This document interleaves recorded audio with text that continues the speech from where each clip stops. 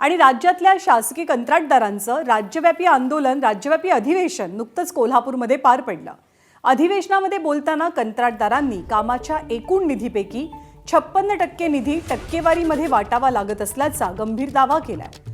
त्यांच्या दाव्यामुळे सरकारी कार्यालयातील खाबूगिरीची पुन्हा एकदा चर्चा रंगली आहे। कोल्हापूर जिल्हा शासकीय ठेकेदार संघटनेनं सुद्धा या दाव्याला दुजोरा दिलाय। लोकप्रतिनिधी, शासकीय अधिकारी यांना वेगवेगळ्या टप्प्यावरती कमिशनच्या नावाखाली ही टक्केवारी द्यावी लागत असल्याचं शासकीय ठेकेदार संघटनेचे अध्यक्ष निवास लाड यांनी सांगितलंय। पण टक्क्याचं साहेब त्यांनी काय सांगितले आता कॉन्ट्रॅक्टने की 18% GST, 10% तुमचे हे लोकप्रतिनिधींना डायरेक्ट देतात, म्हणजे 28% झाले। आणि बाकीचं हे तुम्हाला सांगतो, हे त्यांचं इतर जे असते डिपार्टमेंटला द्यायचं पैसे ते सुद्धा आता वरती एवढं वाढले म्हणलं खाली पण वाढलेलंच असं ना पर्यायानं। त्यामुळं अधिकारीसुद्धा काय बिन पैसे घेणारा नाही आहे, म्हणजे भ्रष्टाचार प्रचंड आहे। ट्रेड्स प्लॅटफॉर्म एक काढला आहे, त्या खाजगी एजन्सी आहेत, म्हणजे बँकांना मॅनेज करून देणाऱ्या, म्हणजे सगळीकडे एजंटगिरी आहे। त्या ट्रेड्स प्लॅटफॉर्म म्हणजे काय, तर त्या सरकारचं पैसे भागवण्याकरता बँका पुढे येणार, बँकाचं व्याज परत कॉन्ट्रॅक्टर द्यायचं। म्हणजे आत्तापर्यंत त्याने कर्ज काढून पैसे काम केलं आहे, परत 10% द्यायचे।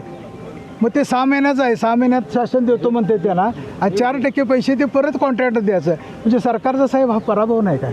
खाजगी कामं दिली गेली ती बोगसच सगळी झाली। त्याची कडवर हे त्यांचं आत्तासुद्धा ते रस्ते जर तुम्ही बघितलं असेल तर तुमच्या लक्षात त्या रस्त्यांची परिस्थिती आहे। पण आपला हा कॉन्ट्रॅक्टर जिल्ह्यातला चांगलं काम करत असताना हा मागं पडत गेला आहे। आता शक्तिपीठसारखे मोठे मोठे प्रोजेक्ट हे घ्यायला लागलेत, आणि साधारण महाराष्ट्र राज्यातला 5 लाख कॉन्ट्रॅक्टर आज नोंदणीकृत आहे, आणि हा बेघर होण्याची पाळी आलेली आहे। टेंडर भरताना सुद्धा त्यांच्यावर प्रेशर असतं, आणि टेंडर 15-15 दिवस ओपन केलं जात नाही, कारण त्या ज्याला काम द्यायचं त्याच्या नावावर द्यायसाठी बाकीच्यांना माघार घेण्यासाठी प्रचंड दबाव असतो, आणि ह्याच्यासाठी लोक हातमल झालेले आहेत। आणि 2023पासून कुठल्याही प्रकारचा निधी सरळ आलेला नाही। 5%, 10% ह्या निधीमुळं काही लोकांनी आपल्या स्वतःच्या आईच्या गळ्यातली गंटणं वगैरे ठेवून पैसे काढलेले आहेत।